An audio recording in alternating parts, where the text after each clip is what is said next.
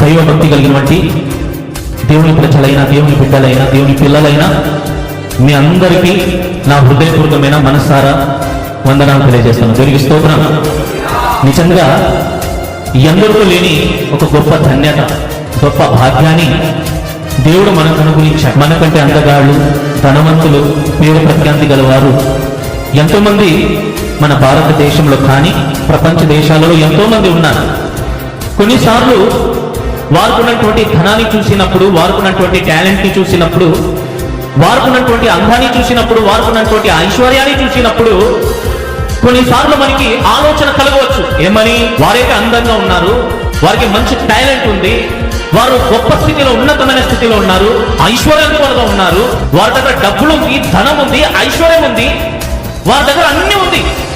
కానీ దేవుడు మమ్మల్ని ఎందుకు ఈ చిన్న గ్రామంలో పుట్టించాడు, దేవుడు మమ్మల్ని ఎందుకు పేదవారిగా పుట్టించాడు అని ఎదుటి వ్యక్తిని చూసినప్పుడు ఎలా మన స్థితిని మనం చూసినప్పుడు ఇలాంటి ఆలోచన మనకి కలుగుతుంది. మనకే కాదు, ప్రపంచంలో ఉన్నటువంటి పేదవారి అందరికీ ఇదే ఆలోచన కలుగుతుంది.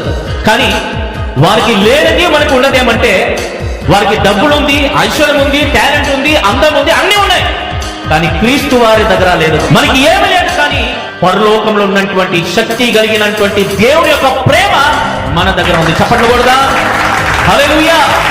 జీవము కలిగిన దేవుడు, రోషము కలిగిన దేవుడు, పాపిని కూడా ప్రేమించగలిగినటువంటి యేసయ్యని ఆరాధించే భాగ్యాన్ని దేవుడు మనకు అనుగ్రహించాడు. భూమి మీద వారికి డబ్బులు ఉండవచ్చు, ఐశ్వర్యం ఉండవచ్చు, కానీ ఈరోజు చనిపోతే వారు ఎక్కడికి వెళ్తారు చెప్పండి?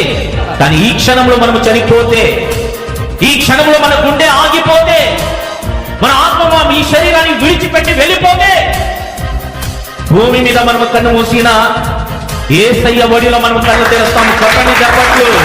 దేవునికి స్తోత్రం. ఈ రోజు నీ దగ్గర ఏమి లేదని, కానీ ఒక సేవకుడుగా నేను చెప్తున్నాను, నీ దగ్గర ఏమి లేదు కానీ యేసయ్య నీ దగ్గర ఉన్నాడు.